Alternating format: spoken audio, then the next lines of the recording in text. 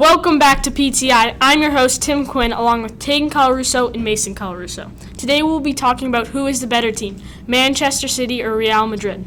Mason, who do you think? I mean, it's never been in debate to me. Manchester City have always been a more efficient team. I mean, when you have the likes of Foden, Rodri, Haaland, De Bruyne, Ruben Diaz, when you have good players, and not even good, incredible players in every single position, I think it's clear to see that they're a better team.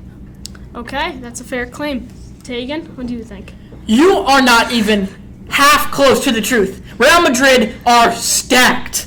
We have everything you could possibly ask for. You have a perfect midfield. You have a perfect attack. You have a solid defense. You guys have a few stars here and there, and then you have gaps. We do not have gaps. Real Madrid does not have gaps. We have Bellingham. We have Vinicius. We have Mbappe. We have Eder Militao. We have just so much talent across the board. It is not even close. Real Madrid is winning anything that comes against Man City. Eder Militao spent his whole season in the hospital last year. He did nothing. Absolutely nothing. Mbappe's never done anything in the Champions League. He's terrible. Mason, I have a question for you, Tegan. You said they're stacked across the board. Do you think that's a problem because we saw at PSG and Mbappe got mixed with Neymar, Messi, Verratti, all those top players, and everybody wanted goals, so they were all selfish and it never worked out. Do you think that will happen? That's absolutely not true.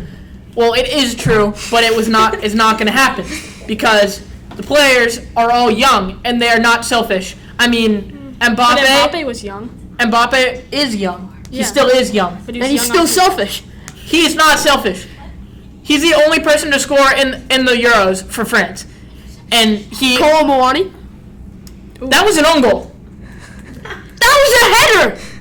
Wait, what? Oh, right. In the semifinal. So, I just lost on that one. But my point is, they're not going to be like that because they're just going to join together. I have a feeling that it's just going to all come together. So many good players in one field.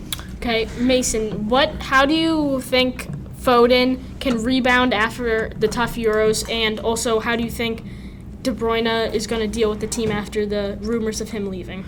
Well, so first off, I just want to thank God that those rumors were fake. And I just want to say that De Bruyne is better than Modric, okay?